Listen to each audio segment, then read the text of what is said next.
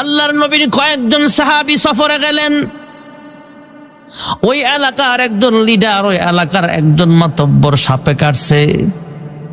সাপে দংশন করার পর তিনি মৃত্যু শয্যায় সজ্জিত। সাপে কাটা রোগী মৃত্যুর সাথে পাঞ্জা লড়তেছে, অসুস্থ অবস্থা। এলাকার মানুষ মিলে তালাশ করতেছে কে আছে সাপের বিষ নামাতে পারবে। আমাদের নেতা মরে যাচ্ছে, তিনি কিন্তু মৃত্যু শয্যায় সজ্জিত হয়ে গেছে, মরে যাবে প্রায়। সাপে কেটেছে।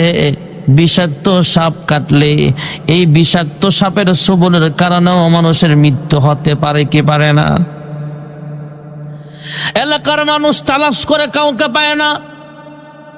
ওই সফরে সাহাবায়ে কেরাম ছিলেন, ওরা জানতে পাইরা বিষয়টা নেতার দরবারে গেছে, নেতার কাছে গেছে। ওই লিডারের কাছে যায়া আল্লাহর নবীর একজন সাহাবী কুরআনুল কারীমের সূরাতুল ফাতিহা 3 বার বা 7 বার তেলাওয়াত কইরা ওনার শরীরে ফু দিছে।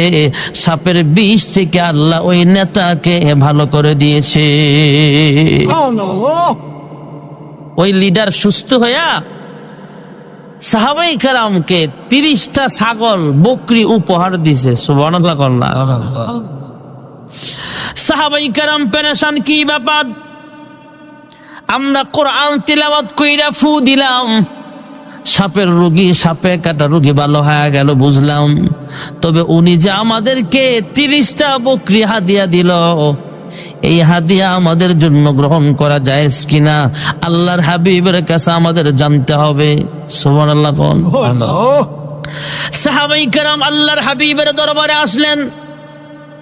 ইয়া রাসূলুল্লাহ, ইয়া হাবিবাল্লাহ, এভাবে এমন এমন ঘটনা ঘটছে। ওই এলাকায় আমরা সফরে ছিলাম, জানতে পারলাম ওই এলাকার একজন মাতব্বর বিষাক্ত সাপে ওনাকে কামড় মারছে, উনি মৃত্যু শয্যায় সজ্জিত।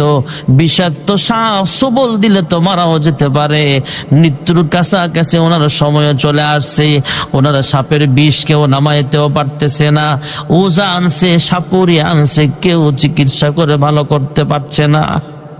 আমাদের কানে যখন সংবাদ পৌঁছানো হলো, আমাদেরকে তখন সেখানে নিয়ে যাওয়া হলো। আমরা লিডারের কাছে গেলাম, সূরাতুল ফাতিহা 7 বার পড়ে তেলাওয়াত করে ওনার শরীরে ফু দিলাম। আল্লাহ রাব্বুল আলামিন এই সূরাতুল ফাতিহার বরকতে ওনাকে আল্লাহ সুস্থ বানায়া দিয়েছে। যেরকম সুবহানাল্লাহ। আল্লাহর হাবিব মুস্কি মুস্কি হাসেন, ভালো কথা। সাহাবী আবার জিজ্ঞেস করতেছেন,